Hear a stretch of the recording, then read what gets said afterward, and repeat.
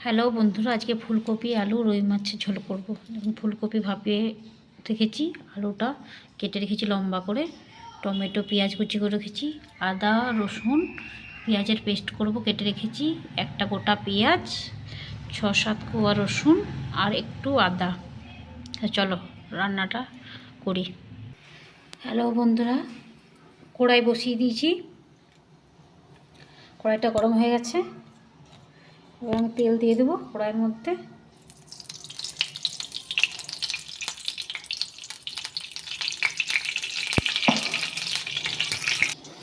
মাছে নুন হলুদ মাখিয়ে রেখেছি, তেলটা গরম হয়ে গেছে, মাছটা ছেড়ে দেবো। দেখুন আমার মাছটা ভাজা হয়ে গেছে, এবার মাছটা নামাবো। মাছটা তুলে দিলাম, এবার মাছ ভাজা তেলেই আমি ফুলকপিটা ভেজে নেব।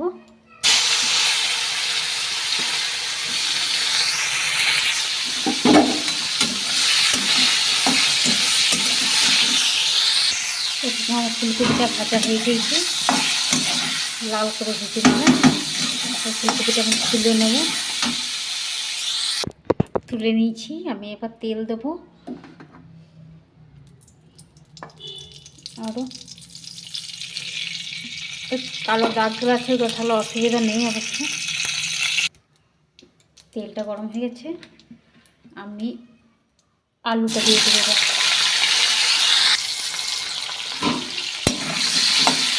আলুটা লাল করে ভেজে নেব।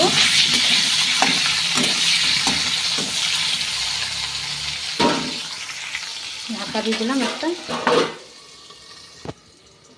আলুটা আমার ভাজা হয়ে গেছে লাল করে, এরকম লাল করে আলুটা ভেজে এবার আলুটা তুলে নেব।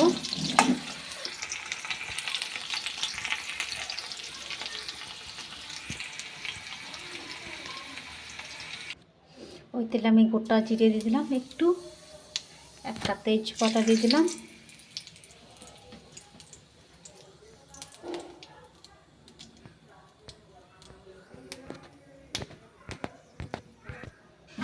ফোড়নটা হালকা নেড়ে তারপর আমি গোটা পেঁয়াজ কুচি দিয়ে দিলাম।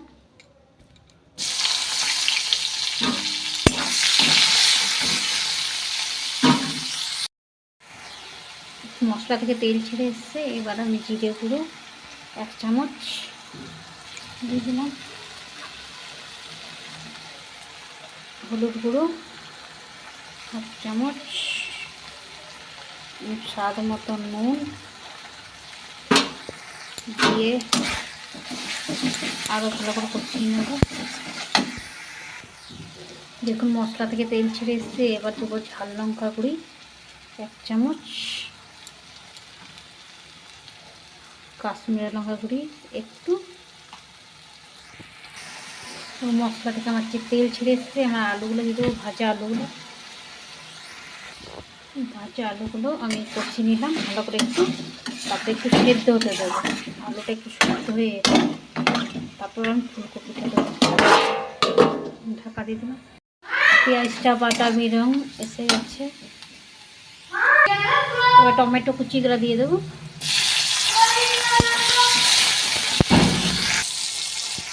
পেঁয়াজ টমেটোটা নরম হয়ে গেছে, আমি আদা রসুনটা দিয়ে দেবো। আদা রসুনের পেস্ট করে রেখেছিলাম, আদা রসুন পেঁয়াজের পেস্ট করে রেখেছিলাম, একটু আদা রসুনটা কষে নেবো।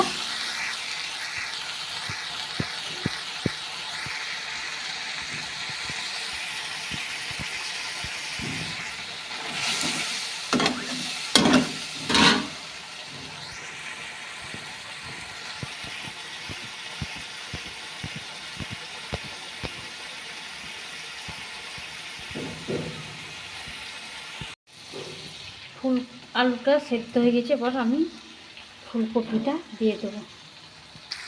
ফুলকপিটা দিয়ে ভালো করে কষিয়ে নেব, তারপর একটু ঢাকা দেবো ফুলকপিটা সিদ্ধ হওয়ার পর্যন্ত।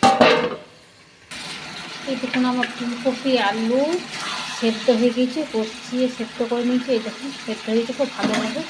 এবার আমি মশলা বাটি ধোয়া জলটা দিয়ে দেবো। ঝোলটা ফুটে এলে, এই ঝোলটা ফুটে এসে এবার মাছগুলো দিয়ে দেবো আমি একটা একটা করে।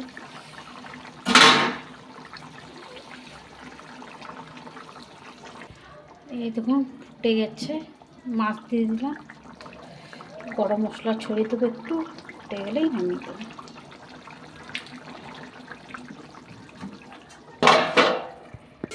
এই দেখুন আমার ফুলকপি আলু মাছের ঝোল, অনেক টেস্টি, আপনারা একবার বানিয়ে খাবেন।